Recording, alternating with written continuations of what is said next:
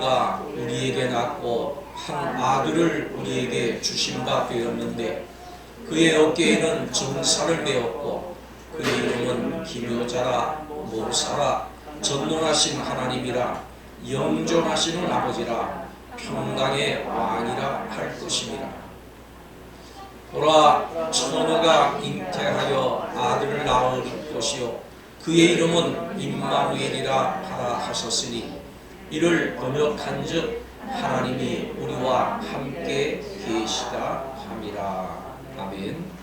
우리 옆에 계신 분들 같이 한번 인사하십시오. 앞뒤에 분들 잘 오셨습니다. 예수님의 이름으로 환영합니다.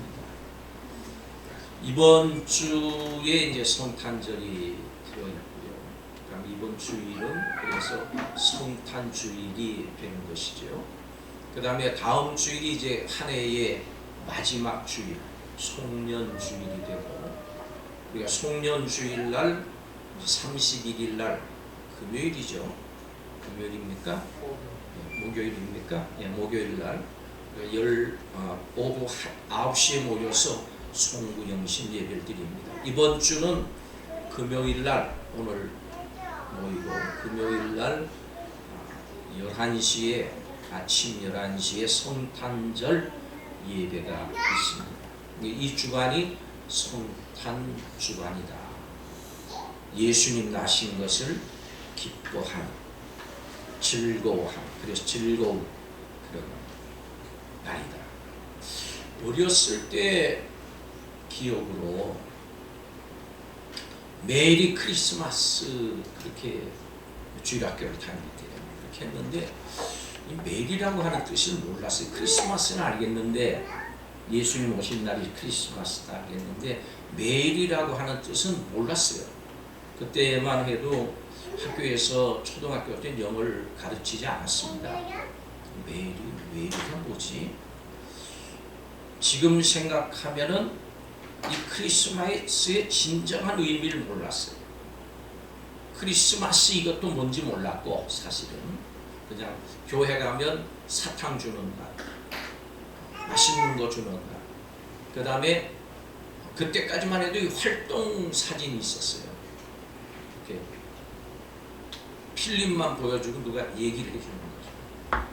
그걸 보는 날 이런 정도로 생각을 했죠. 더욱이 그 앞에 붙어있는 메리라고 하는 뜻이 뭔지 몰랐어요. 겨우 이제 생각한 것이 왜 앞에다가 개 이름을 붙이지?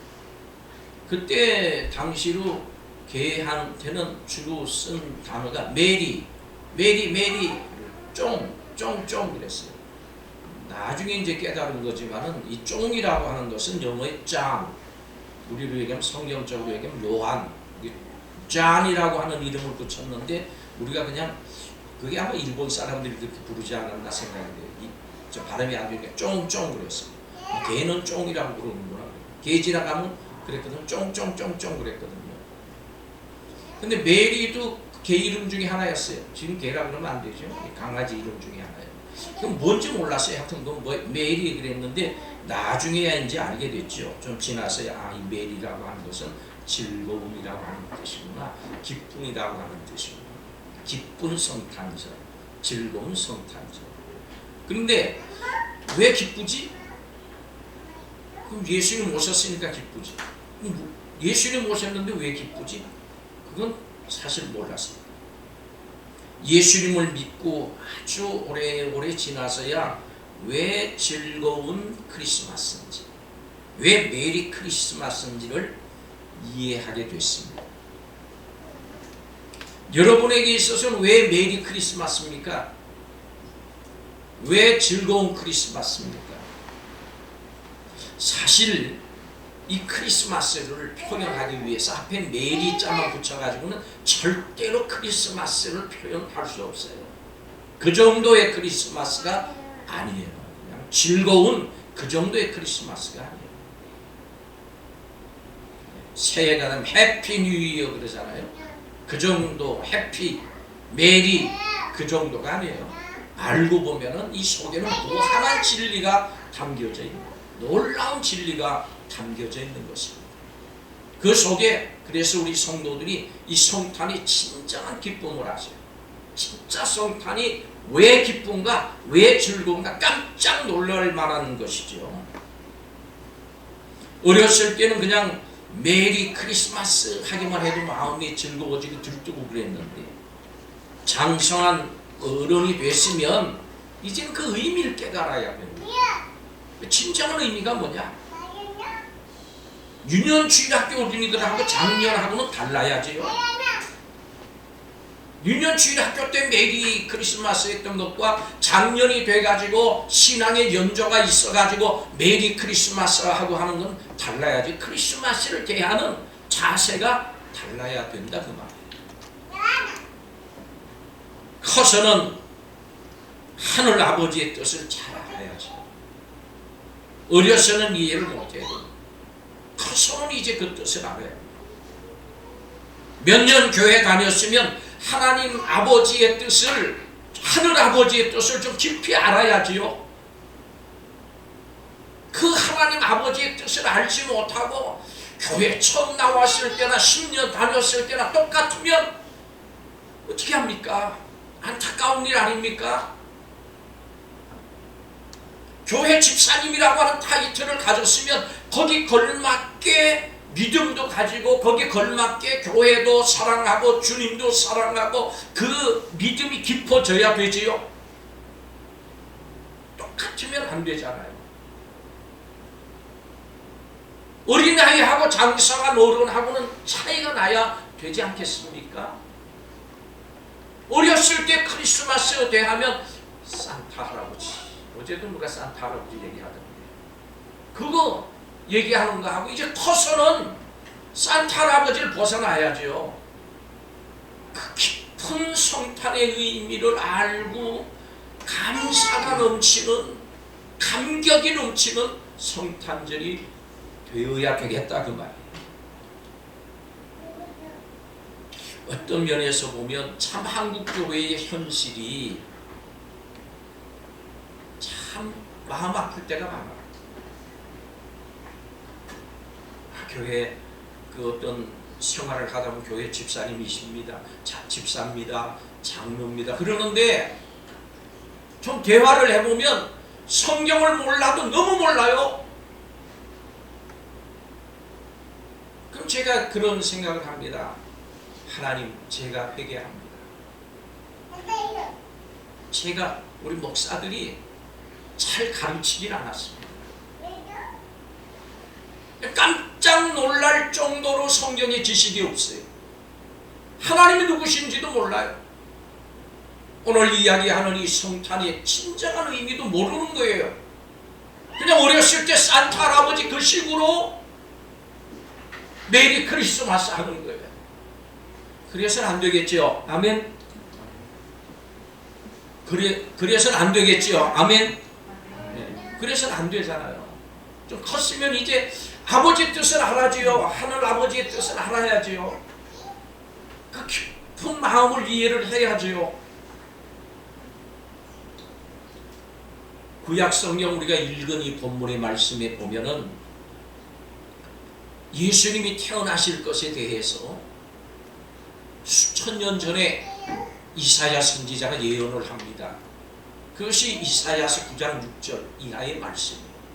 9장 6절에 뭐라 그럽니까? 이는 한 아기가 우리에게 낳고 한 아들을 우리에게 주신 바 되었는데 그의 어깨에는 정사를 메었고 그의 이름은 기묘자라 모사라 전능하신 하나님이라 영존하시는 아버지라 평강의 왕이라 할 것입니다. 의미 있는 말씀이에요. 깊이 있는 말씀입니다. 본문에서 이사야서 9장 6절 읽은 본문에 이 태어나실 아기 예수님에 대해서 5가지 칭호가 나와지요. 기묘자라, 모사라, 전능하신 하나님이라, 영존하시는 아버지라, 평화의 왕이라, 이 5가지 칭호를 붙이고 있는 거예요. 그런데 이 아기에게 붙여진 이 5가지 칭호 하나하나를 보면 전부 하나님께만 붙여지는 칭호예요. 다른 사람이 그 칭호를 가질 수가 없어요. 다 하나님만이 가질 수 있는 호칭, 칭호인 거예요. 전능하신 하나님께서, 영존하시는 아버지께서, 창조주 하나님께서 아기로 태어나신다. 사람으로 이 땅에 오신다. 아기로 태어나신 이분은 인간이시지만은 하나님이세요. 인간이시고 하나님이세요.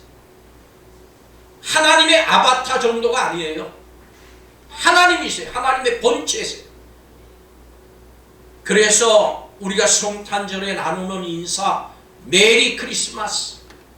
이 메리, 이 말 가지고는 이사야서 9장 6절이 표현될 수가 없어요. 너무나도 부족해요.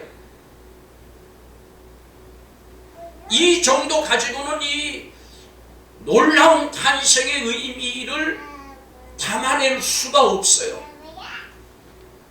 하나님께서 우리가 사는 세상으로 오셨어요. 아기로 태어나셨어요. 임마누엘이라고 그러죠. 이 사실은 뭘 의미합니까? 세상에 오셨어요. 인간으로 오셨어요. 이게 놀라운 사실이에요. 인간을 창조하신 하나님이, 인간을 만드신 하나님이 피조물의 모습으로 이 땅에 오신 거예요. 당신이 만드신 사람의 모양으로 이 땅에 오신 거예요. 왜? 사랑하셨어요. 그만큼 사랑하셨어요. 그만큼 사랑하셨어요. 한 줌도 안 되는 모습으로 이 땅에 오셨어요. 한 줌의 흙의 모습으로 이 땅에 오신 거예요. 예수님이 전능하신 하나님이시고 영존하시는 아버지시고 창조주 하나님이라 그랬습니다. 그렇다면 그분이 이 땅에 오신 것은 그냥 좋아하기만 할 수 없어요. 아, 좋다. 그 정도로 끝날 일이 아니지요. 예수님이 하나님이신 것을 직접 보고 들은 사람은 미지근하게 반응하는 경우가 한 번도 없었습니다. 예수님이 하나님이십니다. 이 세미나를 수년 전에 어느 기도원에서 했는데 거기 참석하신 목사님 중에 한 분이 기절하시더라고요. 얼마나 그게 감격스러운지, 얼마나 놀라운 일인지 그냥 입신하시더라고요. 한동안 그 감격, 그 기쁨, 그 놀라운 진리가 마음속에 확 들어오니까, 지금까지 깨닫지 못했던 진리가 들어오니까 그 기쁨의 감정을 이기지 못해서 몸이 받아내질 못해요. 정신을 잃고 입신했다 그러죠.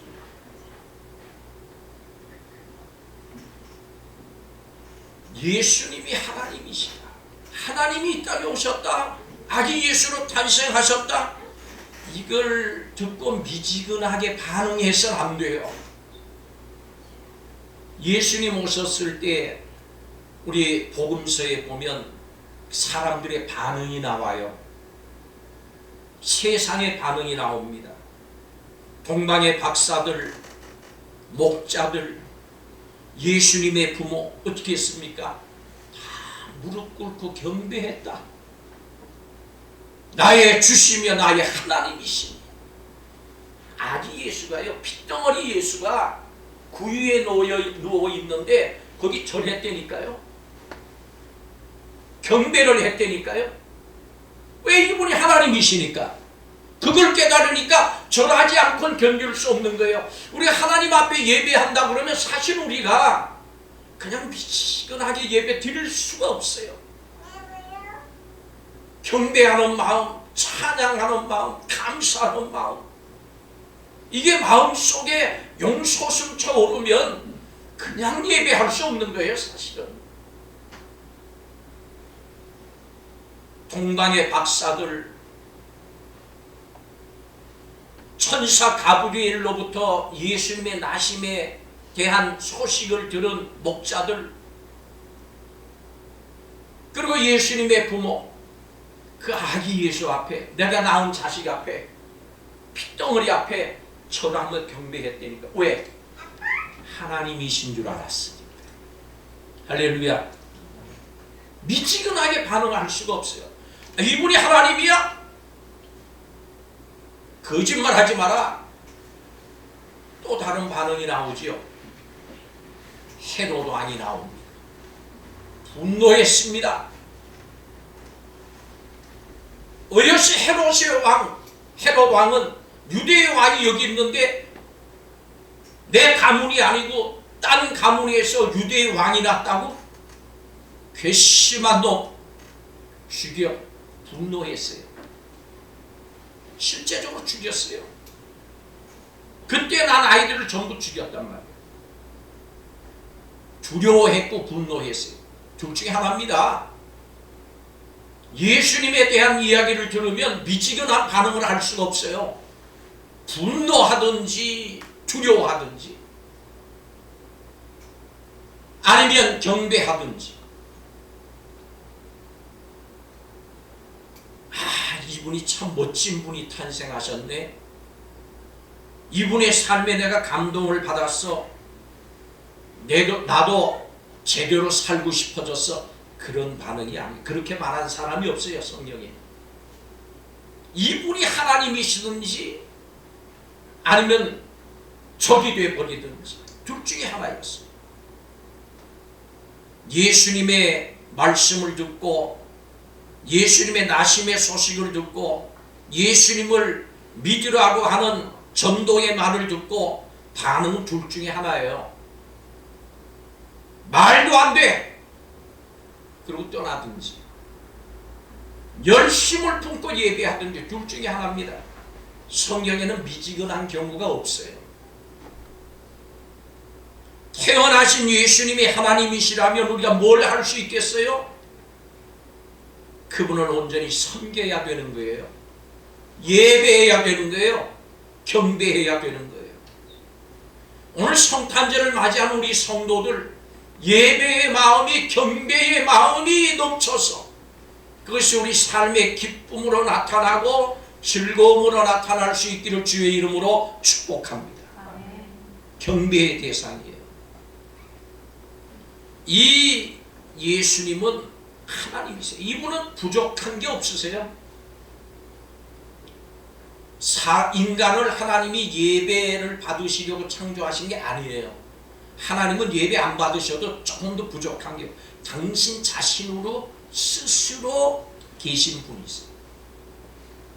인간을 창조하신 목적은 예배 받으려고 하신 것이 아니에요. 성경 말씀에 보니까 함께 있으려고, 함께 하시려고. 그게 사랑의 하나님의 본심이죠. 사랑의 본심은 뭐예요? 함께 있는 거예요. 함께 있고 싶어 하는 거예요. 함께 나누고 싶어 하는 거예요.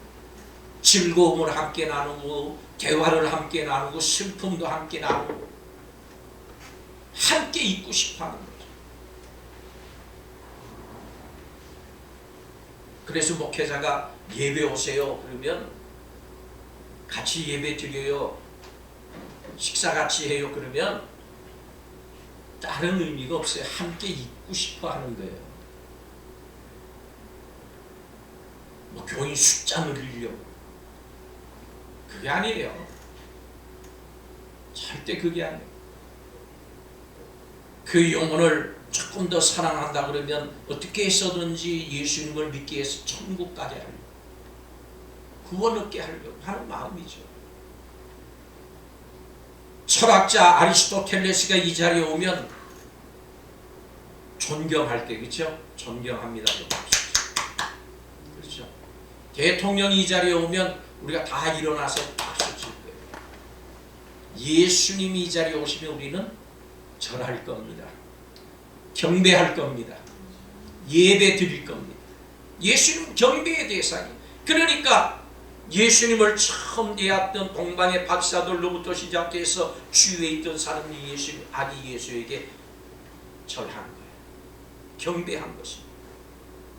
우리가 할 수 있는 일이 다른 게 없어요. 예수님이 이 자리에 오시면 우리가 할 수 있는 일이 다른 게 없어요. 절하는 것밖에 없어요. 경배하는 것밖에 없어요. 예수님을 제대로 알면 우리가 할 수 있는 일이 아무것도 없습니다. 절하는 거예요. 그래서 요한계시록에 가서 보면 우리가 천국에 가서 영원토록 할 일이 뭐냐? 할렐루야 하고 하나님을 찬양하고 영광 돌리고, 아유 지루하겠다. 지루하지 않게 구원받은 감격, 하나님과 함께하는 감격, 하나님이 기뻐하시는 모습을 보고 영원히 지루하지 않습니다. 우리는 참 쉼을 몰라요. 열심히 일하다가 쉬면은 죄책감이 들어. 나 이거 쉬어도 되나? 저 같은 경우는 쉴 때 오늘 이렇게 쉬는 날이 있네. 그 다음에 오는 건 뭔지 아세요? 빼먹었네 뭐 하나. 약속 잃어먹었네. 그때가 틀림없어요. 우리 인간은 참 쉼을 몰라. 그러니까 천국에 가서 영원토록 하나님을 찬양한다 그러면 아이고 그 지루한 날을 어떻게 가지? 그 시간을 어떻게 때우지? 그런 생각하는 거예요. 절대로 지루하지 않습니다. 하나님 부족한 것이 없으신 분이세요. 우리가 하나님 앞에 할 수 있는 일은 여러분 없어요. 아무것도 없어요. 할 수 있는 일이 없어요. 하나 할 수 있는 일이 뭐냐? 예배하는 거예요. 그 이름을 높여드리는 거예요. 경배하는 거예요.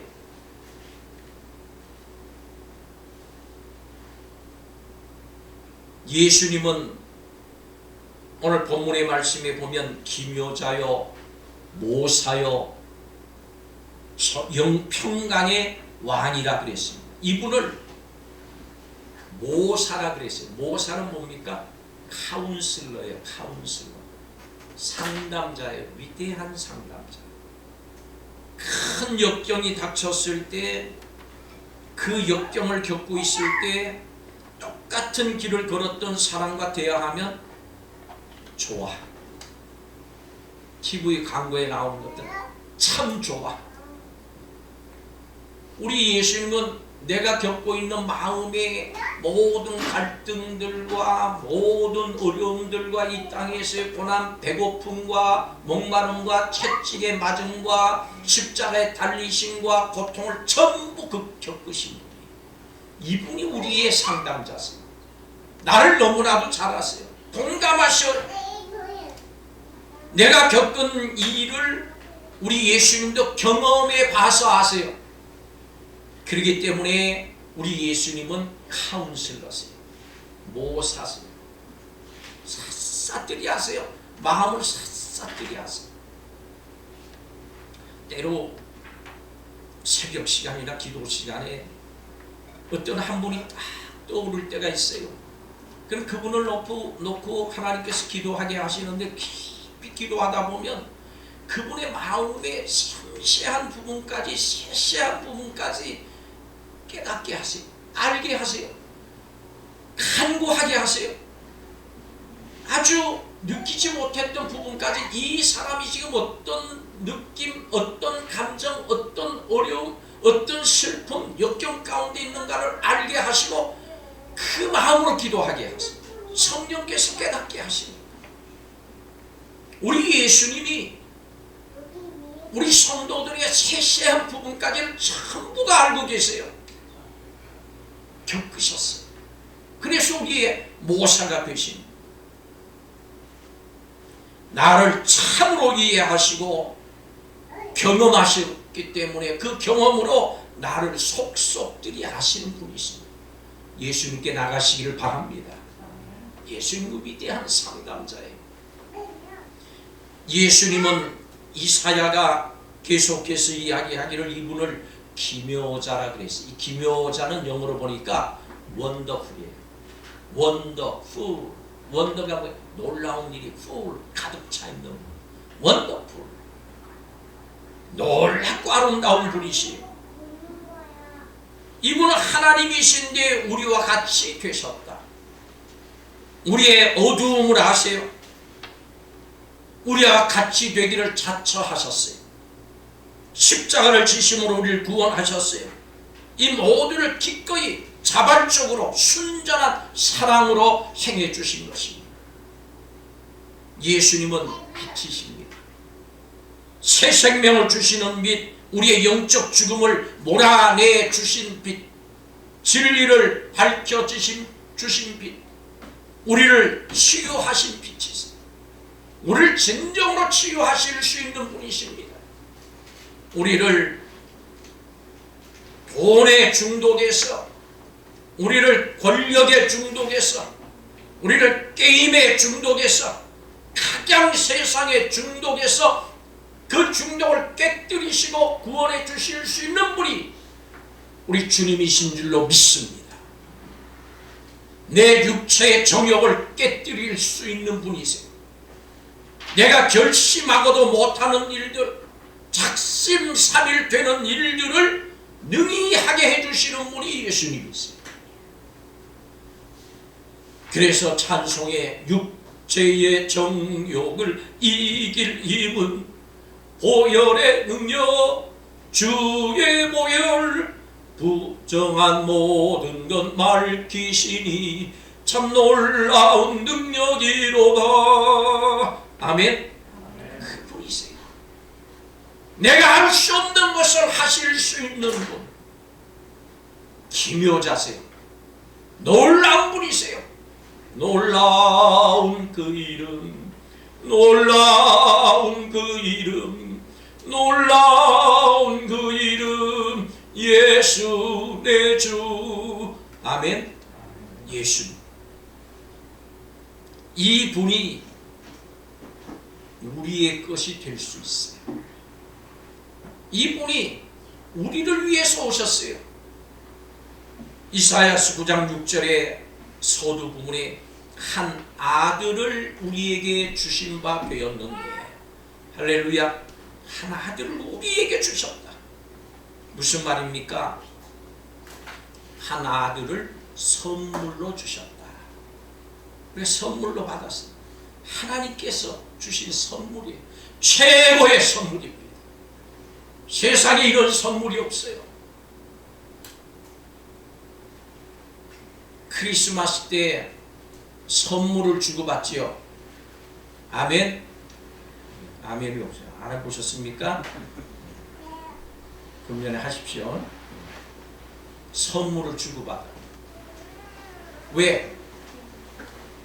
우리 이 DNA 속에는 예수 그리스도를 선물로 받은 그 기쁨이 있는 거예요.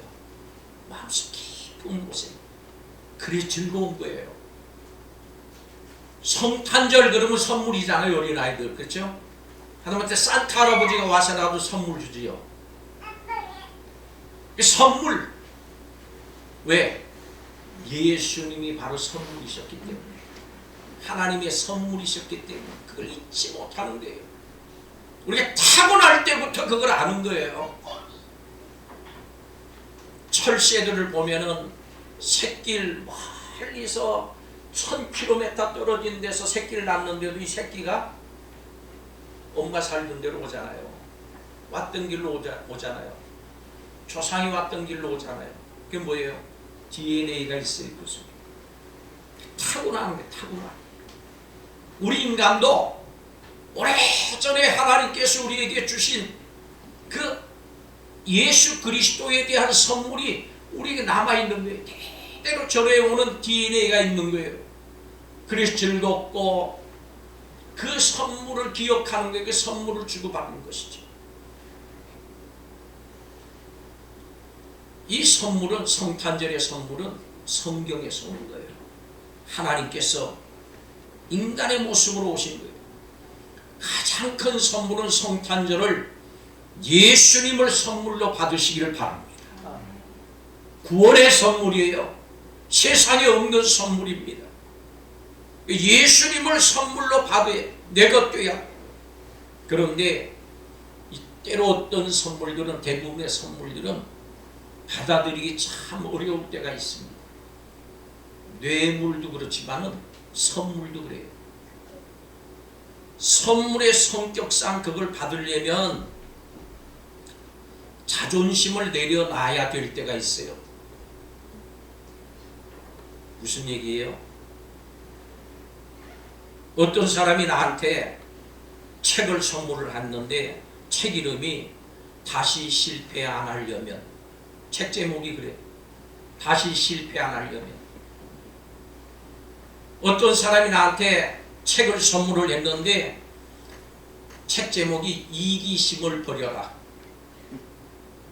그 책을 선물로 받고 정말 고맙다고 말하려면은 어떤 의미에서는 나는 인생 실패자야.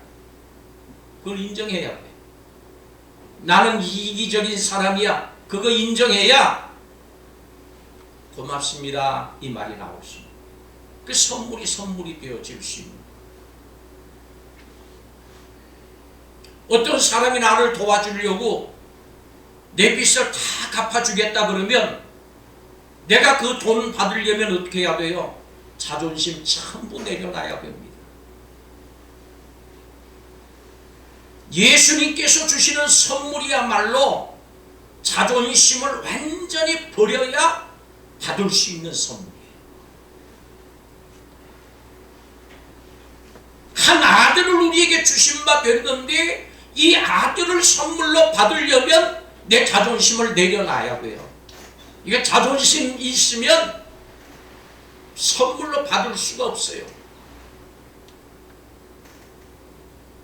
교회를 오래 다닌 사람에게 때로 성령 받아야 돼요 그러면은 그 참 아멘 하기 어려우신 분들이 계세요. 아니 내가 예수님 믿고 교회 다닌 지 10년 20년 지났는데 그럼 나는 아직 성령 못 받았단 말이요? 속에 그런 게. 바울이 에베소 지방에 가서 요한의 제자들에게 그런 얘기를 합니다. 너희가 믿을 때 성령 받았느냐? 물어봐요. 우리가 성령이 있음도 듣지 못했습니다 라고 대답을 하는데 그 대답을 하려면 성령 못 받았습니다 라고 하는 전제, 그걸 인정해야 되는 거예요.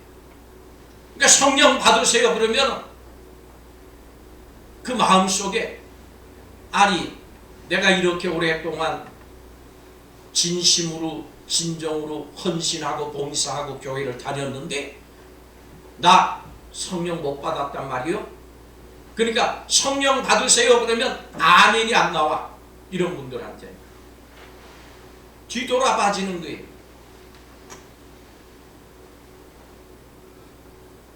예수님을 선물로 받는 기쁨 성탄이 되려면은 인정해야 돼요. 뭘 인정해야 돼? 내가 죄인인 것을 인정해야 돼. 그래서 그분이 나를 죄 가운데서 해방해 주시기 위해서 이 땅에 오신 거예요. 선물로 오신 분이에요. 선물로 받으려면 일단은 내가 죄인인 것을 인정해야 돼. 예수님 믿으세요? 그러면 어떤 분들이 이렇게 대답을 많이 합니다. 나이 들면 갈게요. 이 무슨 말이에요? 지금 나는 젊어서 내 자존심이 허락하지 않아요. 나는 내 힘으로 살아볼 거예요. 하나님 앞에 나오세요. 믿어지지 않아요. 왜? 왜 안 믿어져요? 내 걸 안 내려놨으니까 안 믿어지는 거예요. 내가 죄인임을 인정하지 않으니까, 내가 인간임을 인정하지 않으니까, 부족한 인간임을 인정하지 않으니까 그러는 거예요. 하나님 앞에 나오세요. 내 지식에 자존심이 허락하지 않아요. 내 의지에 자존심이 허락하지 않아요. 내 사회적인 지위를 가지고 있는 이 자존심이 허락되지 않아요. 사랑하는 여러분, 예수님 앞에 나오시려면 이런 거 다 내려놓으셔야 될 줄로 아시길 바랍니다. 그래 진정 예수님을 선물로 받을 수 있는 거예요. 주님 앞에 낮아져야 돼요.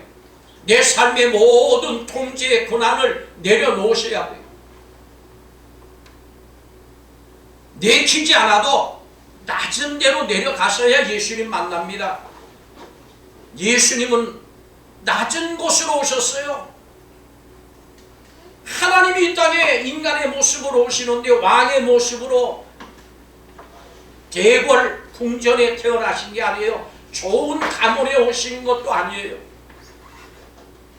세상에 태어난 아기가 자리 누울 곳이 없어가지고 마구간에서 태어나셨어요. 누울 자리가 없어가지고 말먹이통에다가 누워놨어요. 가장 낮고 천한 곳에 오셨어요. 예수님을 만나려면 낮고 천한 곳으로 가셔야 됩니다. 내 지식이 낮아지고 내 경험이 낮아지고 내 자존심이 낮아져야 되는, 그래야 예수님 만날 수 있는 거예요. 낮은 곳으로 오셨기 때문에 낮은 곳으로 내려가야 예수님 만날 수 있는 것입니다. 기독교의 이야기는 시간과 공간의 지배를 받지 않으시는 하나님께서 인간이 사시는 세상으로 내려오셨다고 하는 것입니다. 지존하신 절대의 자리에서 시간과 공간, 인류 사이에 내려오신 거예요. 낮고 낮아지셨어요. 우리의 구원을 위해서. 하나님의 사랑이 발동해서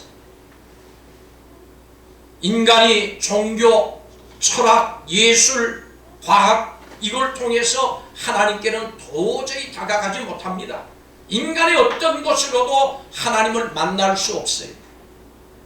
인간이 하나님께 이르지 못합니다. 다가가지 못합니다. 그래서 하나님께서 어떻게 하셨습니까? 하나님께서 친히 사람의 몸을 입으시고 사람들에게 내려오신 거예요.